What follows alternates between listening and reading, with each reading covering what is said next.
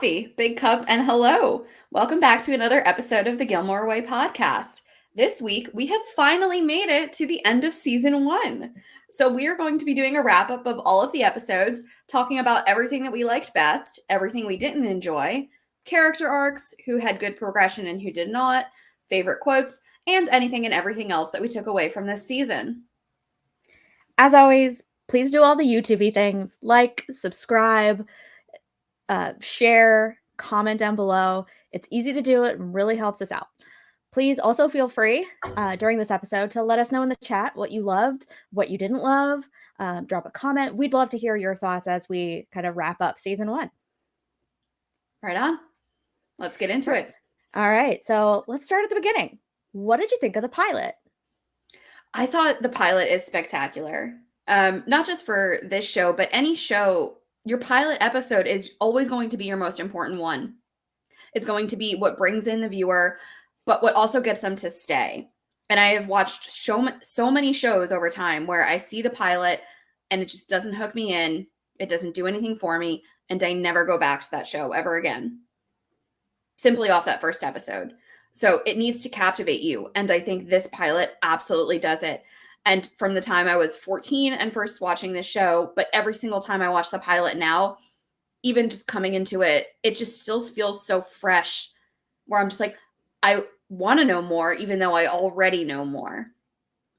I think the lead-in shot with Lorelai walking down the street, just starting her morning routine, knowing that she's going to get coffee, it was shot well. It's just, the music choice was excellent. I love the song that they went with. And I just thought that everything about even those first few moments of the pilot, but the pilot itself was executed so perfectly that I'd be surprised for anyone to watch this and not be like saying like, I want more. I agree. I too love the opening shot and going to Main Street in Unionville and seeing that church just pierced my heart in a way that I hadn't experienced from like TV stuff before. So that was a lot of fun. And I also agree about the song. The original choice for it, I think you can hear it in the unaired pilot that's floating around online, is Every Day is a Winding Road by Sheryl Crow, which is also a good song. And like, fun fact, I was in the same sorority as Sheryl Crow, not at the same time or at the same school. Fun fact. Yeah. So yeah, it's a great opener. It's very memorable and it really sticks with you. And the song is just perfect for Lorelai too. Just it embodies her. And then you get the please, Luke, please. How many cups have you had? 5, but yours is better. Yeah. That's also not me in my life every day. Never. Not a once. We hate coffee. I've been like that. Yeah, just, we're not drinking it right now. Never drink coffee. Yeah, and it's so great. And then you see Rory come in and we see this interesting dynamic between them and they get hit on by that creepy guy, which is just still a little cringe. Don't love that bit. But it just really sets up how close of friends they are and how they can kind of like laugh about it and how like close in time are.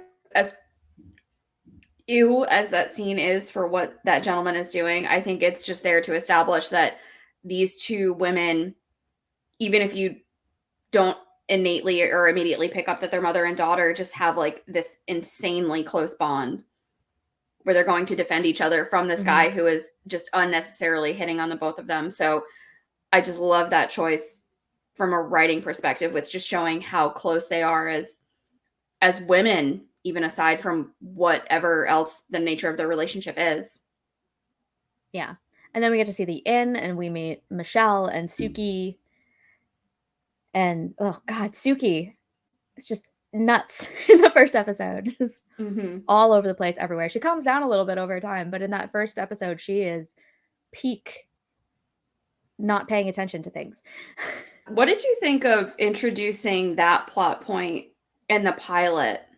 Because that's something that is so foundational to this show, with Lorelai constantly needing to rely on her parents for support, even as a woman in her 30s, and how that perpetuates into then Rory needing that support down the line, and how they almost come to rely on it in a way that feels more enabling, but just the original question, how do you feel about introducing that so early on and how Emily and Richard are brought into the picture?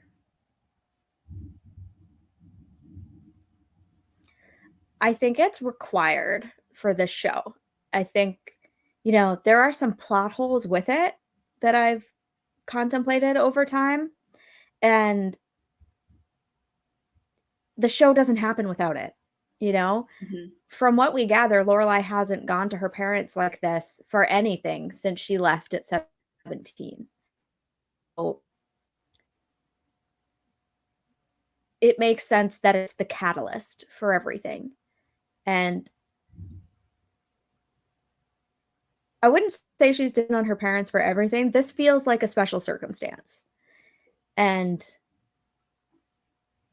later, Rory, that's a little more being dependent on mommy and grandmommy for things. Lorelai wasn't quite like that, but Rory feels like that.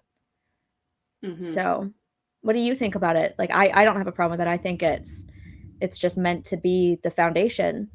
But do you have any different takes? I don't have a problem with it. I just think that it's interesting for a show like this to come out guns blazing, swinging, whatever word choice you want to have, like where you're introducing so many characters and so many major characters in such a short period of time, where we get Lorelai, we get Rory, we get Emily, we get Richard, we get so many of the townsfolk right off the bat. You know, as a viewer, sometimes I think we do want to be able to get to know our characters a little bit better and establish a foundation with each one instead of being hit with so many all at once, but I don't know a lot about you. So I thought that was an interesting choice, but I think the writing backs it up, and what Amy and Daniel did was just brilliant in terms of, like, yes, you're giving us so many new faces right off the bat, but you're making them so well rounded and so fleshed out that we can immediately pick up on their personalities and almost immediately decide whether or not we think we're going to love them or not. And we can't always do that with television shows that we see. So I just think it speaks to the writing. Again, I don't have any grievances. I just think it was an interesting choice from a production perspective and a writing perspective. Yeah, I agree. And I also agree that the writing does back it up. It's actually quite elegant how it's accomplished. We have that relatively short scene of Lorelai and Suki on the porch talking about, you can have my car, you can have anything I own. Have you thought about asking? Nope. That sort of immediate denial of the idea of going to her parents at first. So we have that to establish Lorelai's reticence and her pride and racking her brain for every option but that. And then when they finally do have her go to Emily and Richard, it's like, oh, well, hello. Is it Easter already? And then Richard pulls a similar thing. Oh, is it Christmas already? Which so deftly implies that Lorelai really only ever sees them on holidays. Mm-hmm. And it just goes to show exactly how close they are. That lack of closeness and connection, and just how little they see each other, how estranged they truly are. And we see their attitude toward her in that scene, and her just how hard it is for her to ask them for anything. So I think they did a good job in demonstrating that, and we feel how awkward it is and how much she doesn't want to be there doing this. Yeah, I agree. But I'll lead us into our next question. What was your favorite episode of season 1? Oh, that's a tough one. I think my top 2 contenders, and I'll elaborate more on one than the other. Okay. I really love Lorelai's first day at Chilton. Mm-hmm. There's just something so fun about that one. I love the furry alarm clock not purring on time, and just Lorelai dropping Rory off and meeting the headmaster and the tie-dye t-shirt and the Daisy Dukes. Mm-hmm. Just priceless. Fun side note, we replicated that. So Go check out our Instagram if you want to see what we tried to piece together as our own inspiration for that outfit. Yeah, links in the description. Um, yeah, I really love that. I'm a huge sucker for the first day of school. Like that's just always been how I am. So, Rory's first day at a new school just feels fun and nostalgic to me. So there's that. But then I think my actual favorite, like full on favorite, is Double Date. Interesting choice. Okay. I just love that episode. It's so much fun, and I love the structure of it in terms of the like how both Rory and Lorelai are going on dates for different reasons, and trying to support their friends in the process. Mm-hmm. And it really works in this beautiful parallel. And I think I've referenced this at least 3 times, but the last scene with Lorelai and Mrs. Kim gets me every time. So I just think it's a lovely episode of friendship and of motherhood and of relationships as well, in terms of like exploring love and relationships, because, Rory and Dean are quite established at this point, and Lane is still looking for something and crushing on a guy. And she says he's her soulmate, even though they've like never spoken. But Oh gosh, I didn't bring in the red flag with me, but I'd be waving it right now. I know mine is here somewhere, but it's a little out of reach. Yeah. It's not really like a red flag episode, so I wasn't as like Yeah. on top of things tonight. But and then Lorelai has recently separated from Max and is now stuck on this terrible date with Rune. And it's just so funny. Rune is a terrible person, but he's so much fun to watch. And it's the start of Jackson and Suki, and how can you not love that? So I'm going with Double Date. Yeah, that's fair. You make excellent points. So, I would have to say that mine though is Rory's birthday parties. I can see why it wouldn't be everybody's.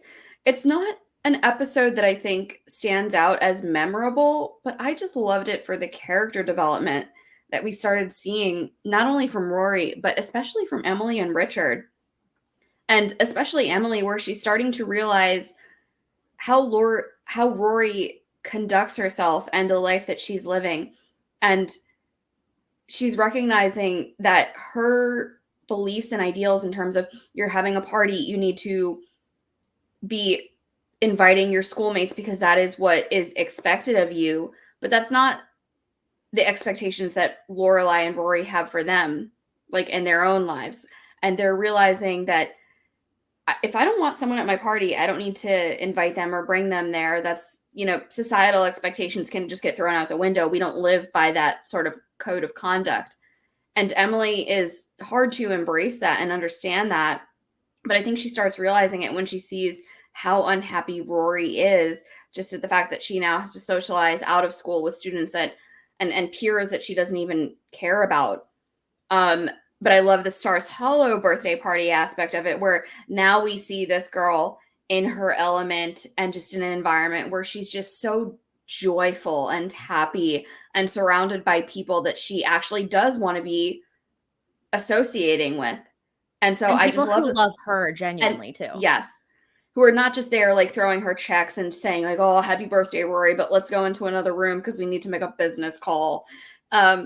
People who want to be there for her. And that's another, you make an excellent point there too. They want to be there because they love her, not because they feel like they're expected to be there. So I love the black and white nature of that episode with just seeing how that plays out. But I think it also does well with showing how Emily is starting to realize how her daughter and her granddaughter live their lives, and realizing that it may not be what she wants or expects from them, but they have found their own happiness within this town. So she starts trying to rationalize that and come to terms with it. And I think, as we see it progress in season 1, but even in all seasons down the line, enables them to have a better relationship. But the groundwork of it starts here. Yeah, it is a great episode for character development. Mm-hmm. So I'll give you that one. Yeah. What about the worst episode, or like your least favorite episode? From season 1, that would be Damn Donna Reed. Mm-hmm. It's interesting. One thought that I had, and this is so random, but like the show X-Files sort of followed this mantra with their episodes, where sometimes they would have episodes that progressed the plot, and sometimes they would have standalone episodes that were not meant to have any sort of progression, but they were just fun monster of the week episodes. This kind of reminded me of that, where Damn Donna Reed, for the most part, wasn't progressing the plot in any sort of significant way.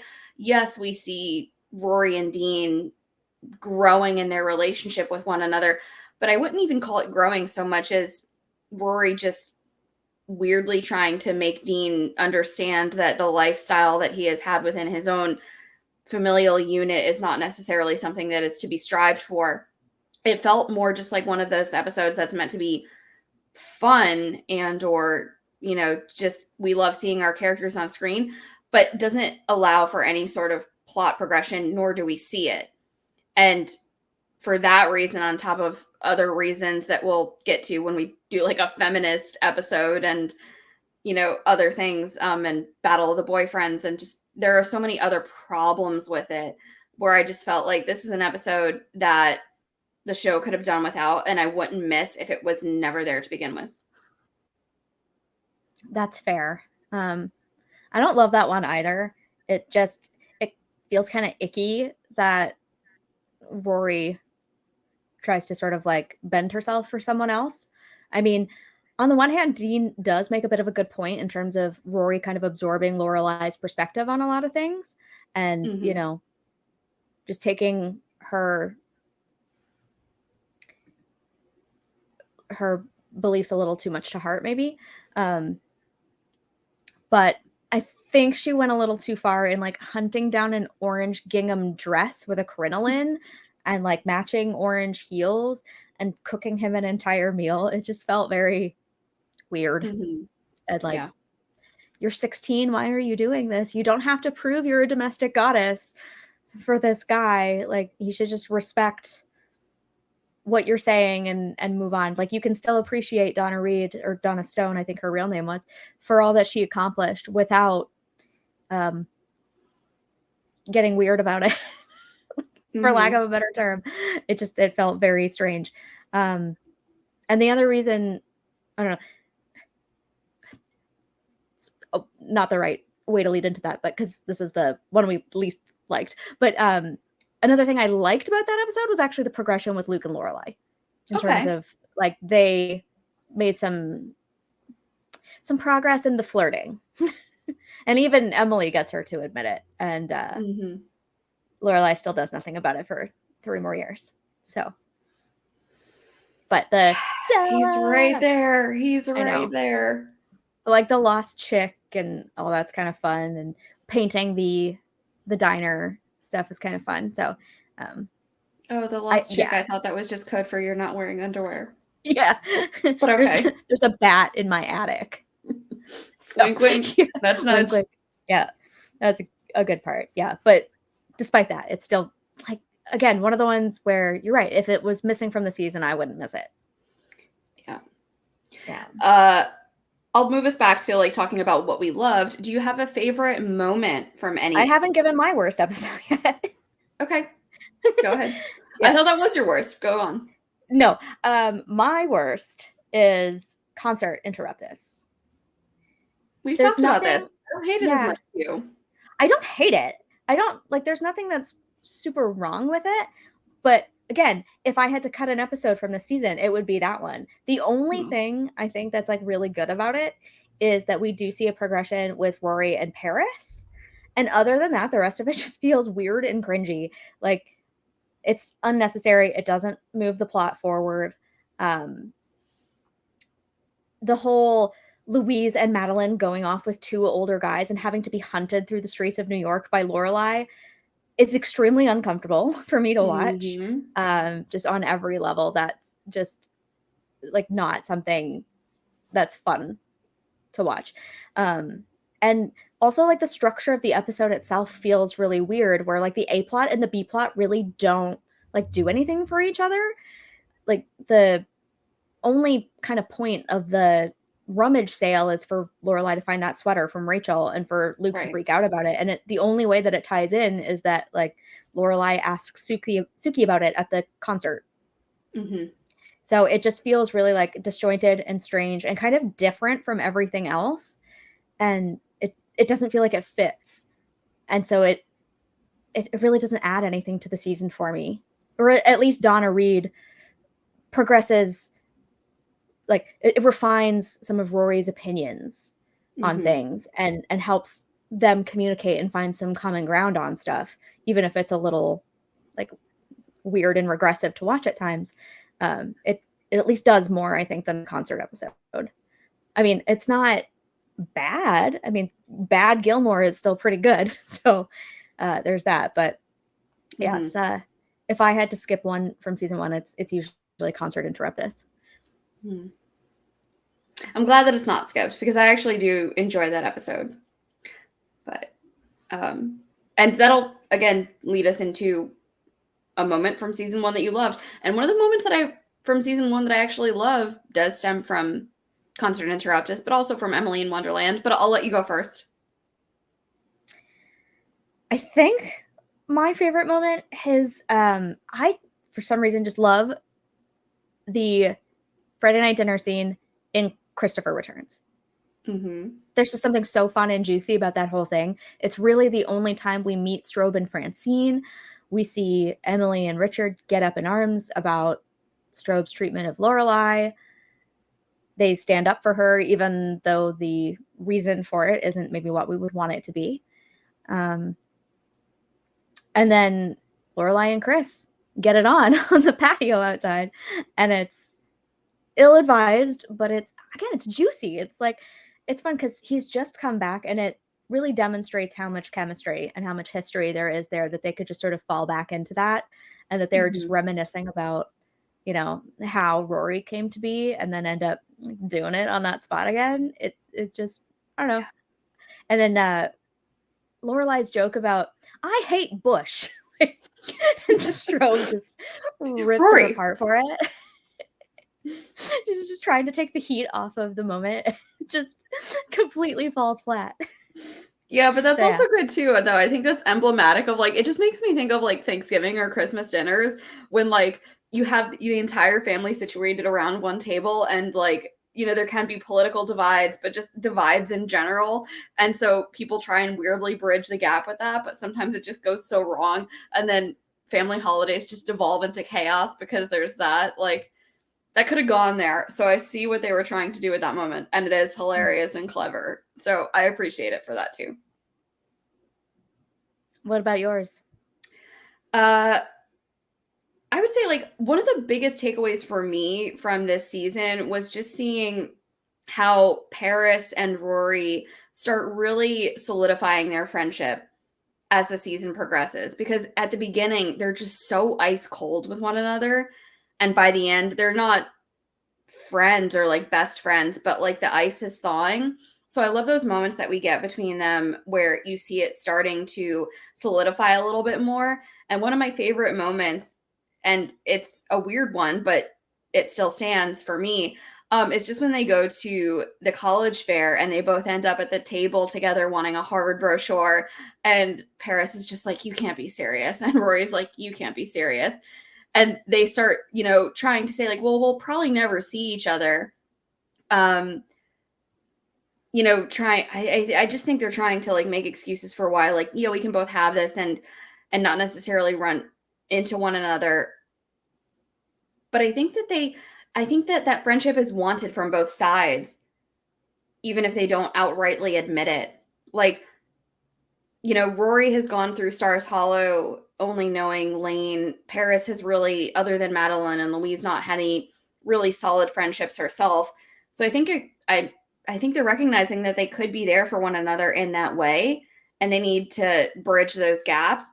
But I love in that moment when they see that like it could potentially happen, and it starts with Paris saying, you know, you're not interested in the Gaia, like, are you? Because that could be a real divider on this friendship. And when Rory, you know, very firmly says like, no, that's definitely not something that I'm factoring in. And you just see Paris's face soften, and she's just like, oh, okay then. You know, it's a weird moment, but like I love what it does for the establishment of that friendship, and just for your viewer starting to realize like you two can be friends and this can work, and I'm starting to see the ice thaw here. So I really loved that moment. Yeah, that is a nice moment. And I mean, it's hard because Paris is so competitive. Like, I don't know if she was truly ready to let Rory in too close. And Rory, I don't know if she was interested in being friends with Paris so much as just not being in her crosshairs all the time Mhm. and like not incurring her wrath. I don't think she needed to be like bosom buddies with her or anything, but I just think she wanted to peacefully coexist with her classmates, and this was a good step forward for them. Mhm. So yeah, it's a good one. Yep. What about your least favorite moment? Oh, an over the phone proposal? If you want to hear more about that, go check out our episode from last week because we have thoughts. Quite a few. Yeah. So we don't need to, devolve into them too much here because we've already talked about it. But holy heck, fellas, ladies, whomever you are out there, do not propose over the phone. I will never not watch that and just cringe over the carelessness and the thoughtlessness that was behind it. And Max might think, I think he probably did think that he was like, this is like a sweet and a unique gesture. I don't know what his headspace was. I don't know what he's thinking, but I hate that moment because it's not how you show someone that you care and that you're ready to spend your life with them. No, least favorite. I can't get on board. But what about you? Yeah. I mean, that's definitely high up on my list as well. And I'm just going to reiterate kind of something I've said already and be like, Lorelai having to hunt down Madeline and Louise. Like that Mm, whole sequence just cringe because they shouldn't have gone off. They shouldn't have left Paris. They're too young. These are older guys. There's alcohol at this party. Like Lorelai goes like knocking on every door in this apartment building looking for them, which just, you know, it's so awkward to watch. It just makes me recoil every time. And yeah, it's just kind of spooky and scary. Don't love it. Uncomfy. yeah. But, thankfully, God bless Lorelai for pulling them out of there on time, because had that night continued on, I think those two girls probably would have been in more trouble than they foresaw for themselves. So I'm grateful that it ended there. Yeah. Lorelai had to do it and she had to play the mom card. And Rory even kind of gave her crap for it. And I'm like, oh God, no. Like Lorelai probably saved them from something bad. Bad. Yeah. So it was warranted, but it was still so uncomfortable to behold. Mm-hmm. Yeah.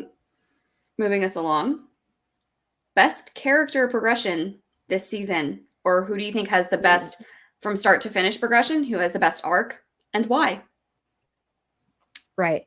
Again, I'm going to cop out and give two answers. The first, I think, is Rory because Okay. she goes from being, quiet and shy and just kind of, keeping her head down in Stars Hollow to moving up to this big competitive school and, you know, starting late, hitting some roadblocks at the beginning and really climbing to the top. She finishes in the top 3%, and she does so while also making a few friends. They may not be ride or die just yet, but she establishes some relationships at the school and lays that groundwork for the relationship with Paris. Like she finds a way to even befriend Paris, this, Mm-hmm. introverted girl who has to be, coaxed into hanging out with people in season 2. In season 1, we see that she can even have some empathy for Paris. So that's good. And on the relationship front, we see her go from being awkward and hardly being able to look at Dean or acknowledge him at all, to finishing the season with an "I love you, you idiot." Mhm. So that's a pretty big emotional arc for her as well. And I would say my second nod would be Emily, because she really Mhm. goes, you kind of touched on this with the birthday party thing. She goes from not really being a part of their life to trying to understand them a little better. And she has a lot of emotional work to do this season. Mhm. Your second is actually my first. I would give this to Emily. Um, she starts off just, and by association, Richard. I think his progression is not as apparent to us as Emily's is, but I think it is still noteworthy for how these two grandparents are recognizing and starting to appreciate that their daughter and their granddaughter live a lifestyle that is different from what they would want for themselves and what they expect. But they slowly, very slowly this season, it takes a long time, but they slowly start to come to terms with it.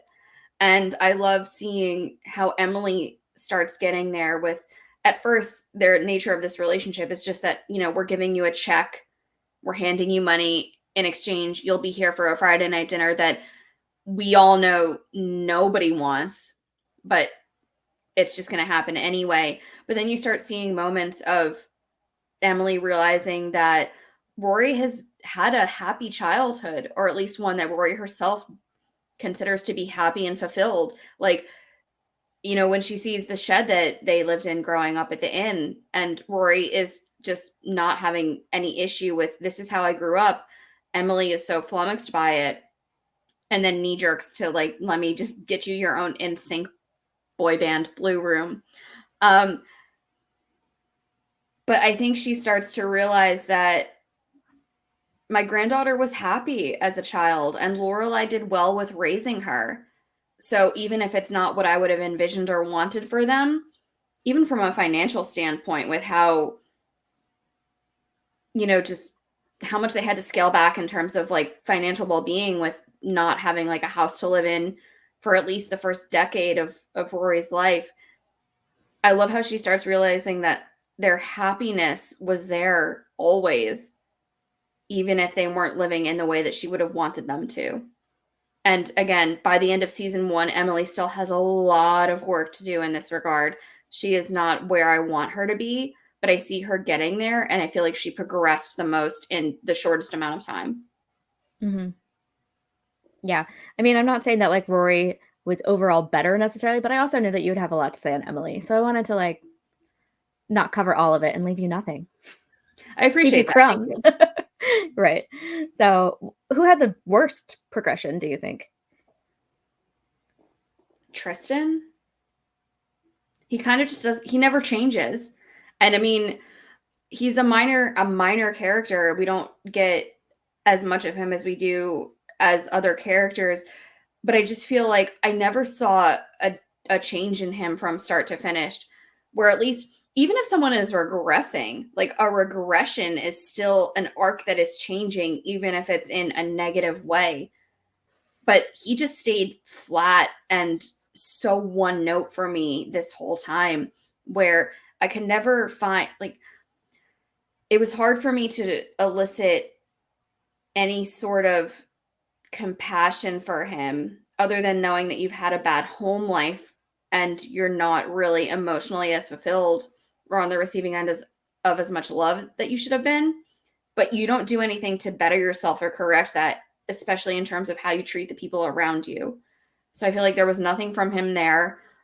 I would have loved an arc where he makes himself a better person, and maybe had he not gone off to do other television shows, we could have gotten more from Chad Michael Murray, to allow for that. But from what we are able to get, he doesn't improve. And not only does he not improve, he doesn't get worse, which is good. But again, just the one note ofness of it, just I didn't love. But what about you? I'm going to echo everything you just said and agree that Tristan is one of the worst. And as I was sitting there listening to you talk about it, I was like, you know who actually also kind of had maybe not the best progression? is Lorelai. Hmm. Or I don't know if it's like a lack of progression or something, but it just felt like whatever she was doing was an immature or impulsive decision most of the time. Her entire relationship with Max, like I don't know that that felt like a growing or maturing moment for her to jump into an ill-advised relationship with her daughter's teacher, break up with him, spend several months apart, get back together without discussing your issues, and then accept a marriage proposal only to leave him at the altar. That didn't feel like a satisfying emotional arc for her for that season. She has much better growth and progression later on in the series. And it felt like the stuttering steps of adulthood Mhm. for her at 32. And so it just felt like she wasn't where she should be for her age, I guess. It felt like she was still stuck in her teens. And so, yeah, it was a little regressive for her emotionally. Yeah. Yeah, I agree. Lorelai always has a lot of work to do on herself. Does she ever get there? I don't know, but that's its own conversation. Yeah. We'll talk about that one of these days. Yes. Um, let's move along to like, what are some of your favorite quotes from this season? Because there are good quotes every season, and shout out to Amy for just constantly giving us so many that we can reference back. But what are some of your standouts from season 1? Some that I haven't mentioned before are but there are 5 days in a school week. Are you sure? Because my days of the week underwear only go till Thursday. Mm-hmm. Um, if I'm to fetch you like a dog, I'd like a cookie and a raise. Oh, Michelle. uh, hey, how is it out there? It's cold and gray like a fat dead pigeon. Ooh, we'll need to pull out the sleds. People might want a sled. Ooh, and the parkas. We'll need the parkas. For what? In case anyone wants to hike. You do know that not everyone finds the idea of being pelted with frozen water appealing. I know, and I feel sad for them. The thrilling sensation of getting lost in a blizzard or freezing to death in the woods and having to eat your friend's buttocks to stay alive, that is lost on many people. Oh boy. He's Oh, got some real Michelle. zingers. Oh, God, Michelle's the best. Oh, this is a good one. Hey, sweets, I have a locksmith coming to the house today, like 5-ish, and I don't know how long it'll take. So will you tell Grandma and Grandpa that I'm going to be late and that I'm having Satan's baby? You pick the order.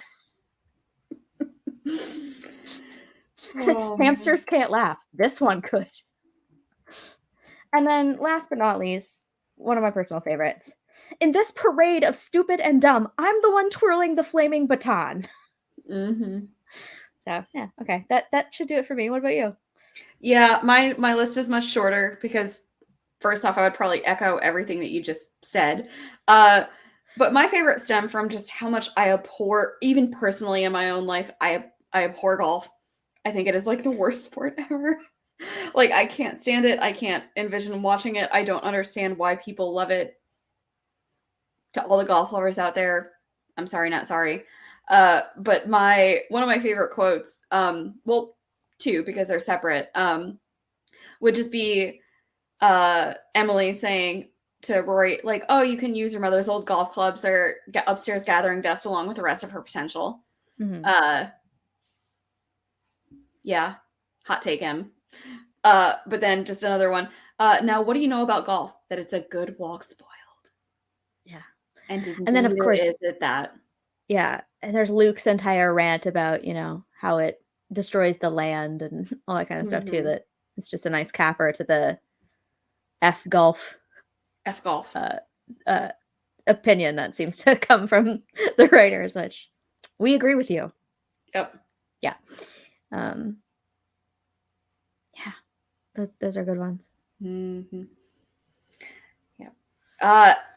Anything else in terms of like characters that you didn't love this show? I can think of one more that I just personally was like not a fan of, but if you have something to lead with, go ahead. Yeah, like again, when I was thinking about my least favorite character, everything's coming up Tristan because again, if you cut him out of the season, very little would be different. You know, Rory doesn't really need a secondary option for a love interest when, like, she's only just accepting the fact that she likes Dean and wants to maybe be in a relationship with Dean. Like, we don't need someone coming in and trying to screw that up. So could have made some time for some other stuff. Maybe some more progression with Lorelai and Max could have rounded out their relationship and made it more believable. But instead, it was devoted to this douchebag who just was awful all the time. Yeah, speaking of douchebags, Rune. Yeah. Gosh, I would not want to know him as a person, but he was funny to he's watch. he's funny to watch, knowing that this is a fictional character, but my God, is there, like, I can't think of a person who I would be less likely inclined to ever want to meet or come across in life.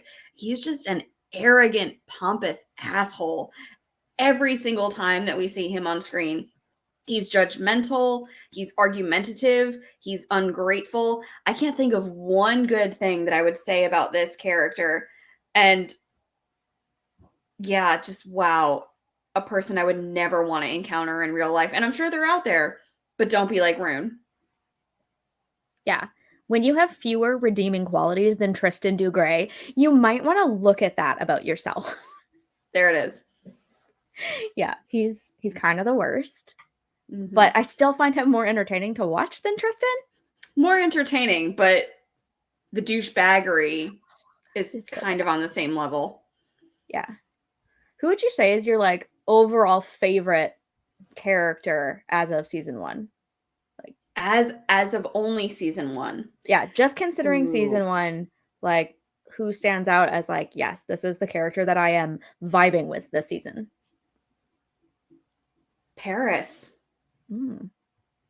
And I feel like we leave season 1, at least for me, I want to know more about her.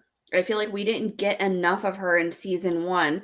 And I understand why, because we're trying to establish Lorelai and Rory and Emily, Richard, Luke as our, like, lead and main characters. So not everyone is going to get the screen time that they should or need or deserve. But I was so intrigued by who this person is. What does she have to offer this show?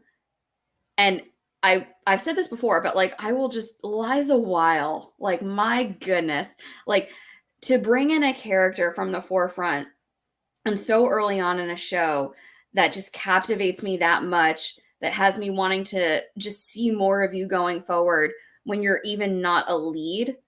It just speaks to her brilliant acting performance. And I'm so grateful that Amy took her on as an actress for this show and fleshing out this character for her in the way that she did. But that would be who I loved most, I think, seeing in season 1 and just wanting more from. Good pick. What about you? I really love season 1 Suki. She's just so pure. She's so cute and so pure. And we get, just her adorable interactions with Jackson as they're kind of testing the waters of dating. Like, I love it when she calls him and leaves a message and she's, like, twirling a wooden spoon in her hair and then she tries to make a list with the spoon. She's just so, like, so nervous and so excited and just sweet. And I think another one that I really like from season 1 is Luke. He's kind of just a grump in the first few episodes, but then you really start to see the layers peel back as you sort of hit mid-season. Damned Honor Reed, you start getting some information about his dad and how he inherited the hardware store and turned it into a diner, and they sort of, like, find an order scrawled on the counter, and you just see how sentimental Luke is and how sweet and how willing he is to, like, do for other people as well, in coming to help Lorelai so often. And then you see it peeled even further back when you see him in his relationship with Rachel and how that kind of falls apart because it's clear that his heart's not really in it. So I just, he comes to the forefront as someone who is important to watch over the next couple seasons. And I just, he's got his moments where I'm like, oh, Luke, come on. Why must you be like this? And then other times I'm like, he's just the best guy. So you know, you really start to see the warmth come through in him in the first season. So Mm-hmm. How do you feel about how season 1 left off? The, you know, we're trending upwards and we get to this like climactic ending and we're left on this cliffhanger not knowing what's going to come next. But how do you feel about how season 1 ended and going forth from that?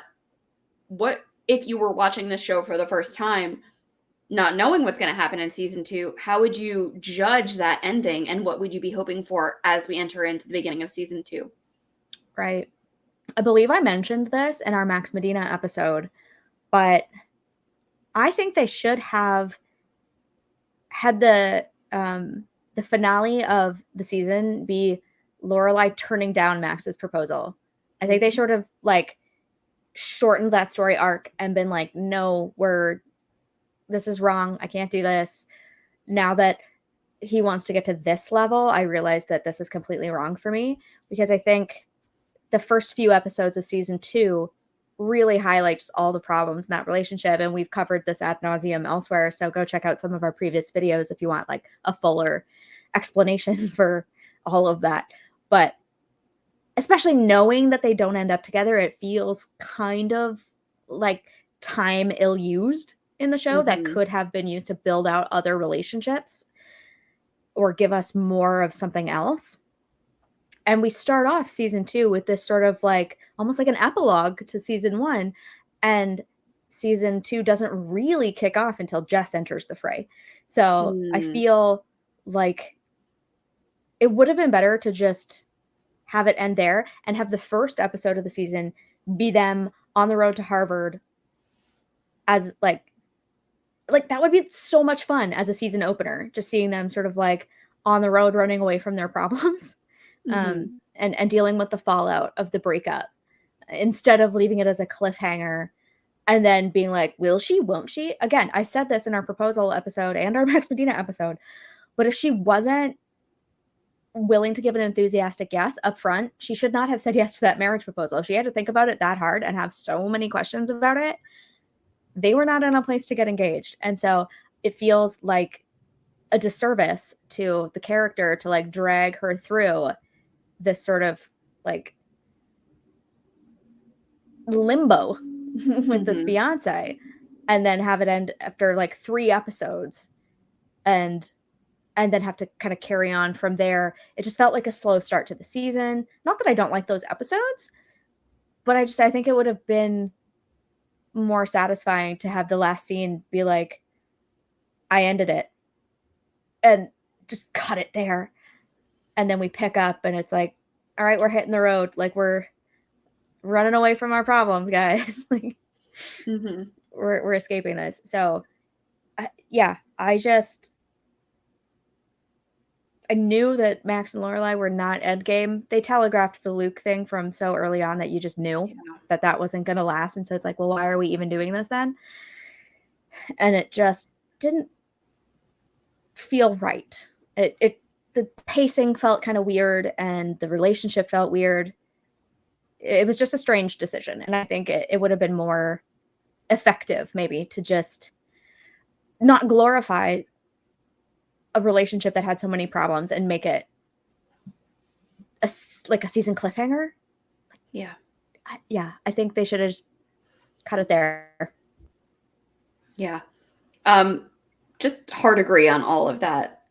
So I won't waste too much of our time extrapolating because I don't need to, because I just think you said everything so brilliantly there. I would have loved the episode to or that season to have just ended with Lorelai being like, no, because I'm recognizing that this isn't right. And then starting off season 2, not wasting, I don't want to say wasting time on Max because I don't want to discredit the actor because he did such a good job with that character. But just knowing that that relationship was coming to a close from a writing standpoint and from a viewer standpoint, don't waste so much time on an arc and a character that we're not going to get a lot more of anymore when there are so many other brilliant characters in this show that we can start exploring and getting to know better. So I'll echo your sentiment of, yeah, have it end with her saying no, and then let's kick off season 2 with them on the road, trying to overcome this, and Lorelai processing that grief and how it's going to be affecting both of them and how they're going to move on from it, especially with Rory still being in a school system with this individual that she's going to have to see all the time.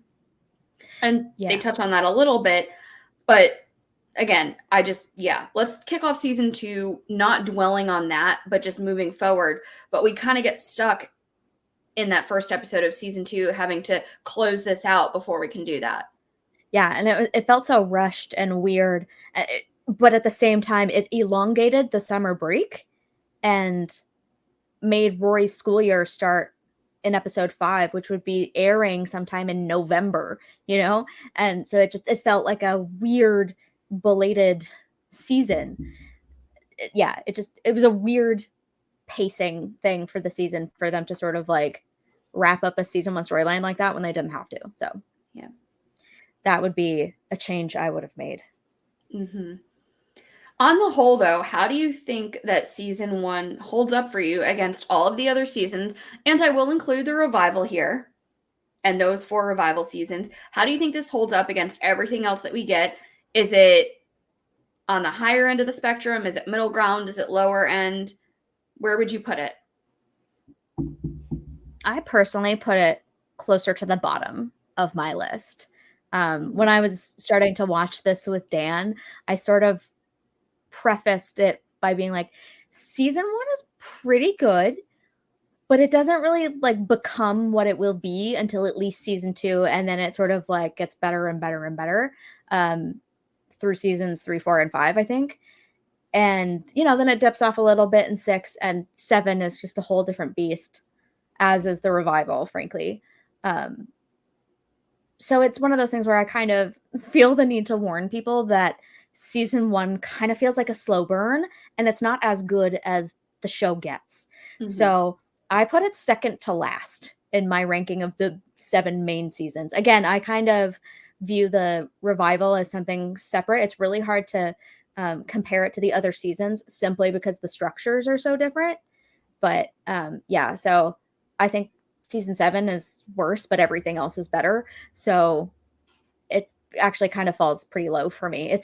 I know it's a lot of people's comfort season, and there are a lot of like fun, comforting moments that are nice to relive, but it's not the one that I would go back to just rewatch and rewatch and rewatch all the time. Mm-hmm. What about you? Close. I would say that this ranks low for me.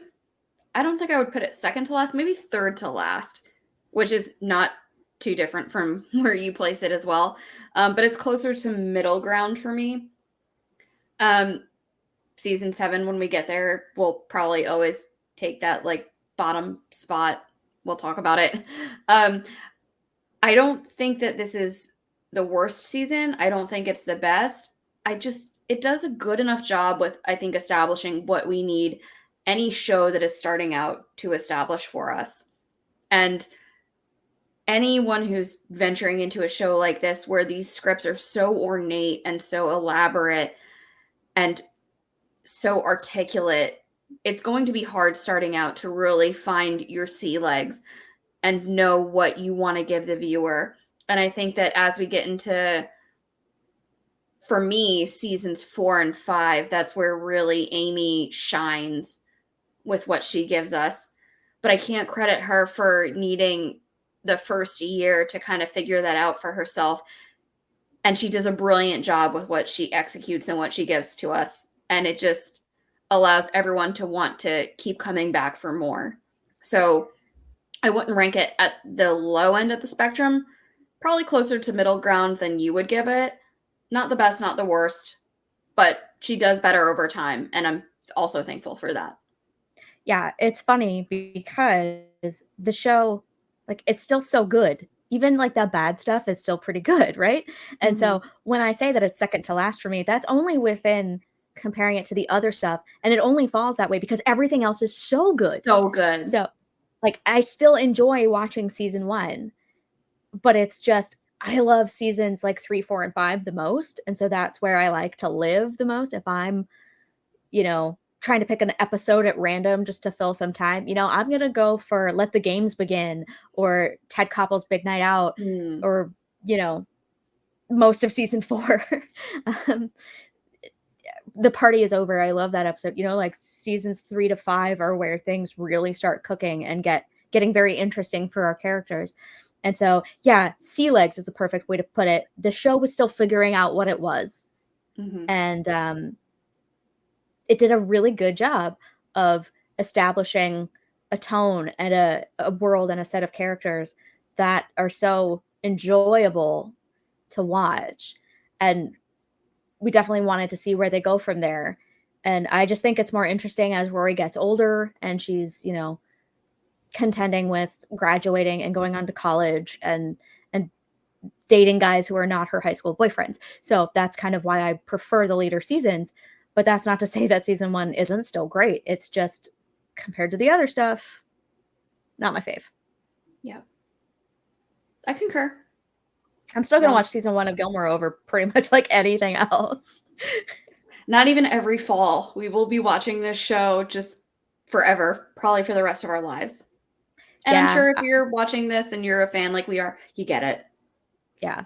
I just finished watching the revival with my boyfriend. We finally made it through the whole series, and I'll probably just go back and start the show over again for myself. And yeah, while I want to rewatch, but he will be forced into it because that's the price of being with me. So yeah, it's a small price to pay. It's not like the show is like pulling teeth to get you to enjoy. So small price. If it's, I wouldn't even call it a price. Just I think so. Yeah. Yeah, just get used to watching it over and over again because like you will get sucked into this world, right? Like season 1 really sets you up for just becoming obsessed with Stars Hollow and these characters. Mm-hmm. So it's no surprise that we come back to this time and time again. Yeah. And I'll close this out with this because I do want to bring it up now that it's at the forefront of my mind. We are going to keep coming back and back to this from a rewatch perspective, but also from just an engaging perspective with attending events like this. And I want to point out that FanFest was just recently announced. We'll be there. We do have every intention of getting tickets. Of getting tickets for that, for attending in Maine later on this fall. So if you're watching this and you're going to be there, we hope to see you there. We would love to get to just know more Gilmore Girls fans and engage in the fandom in that way. So yeah, reach out if you're going to be there. Drop us a comment, send us an email.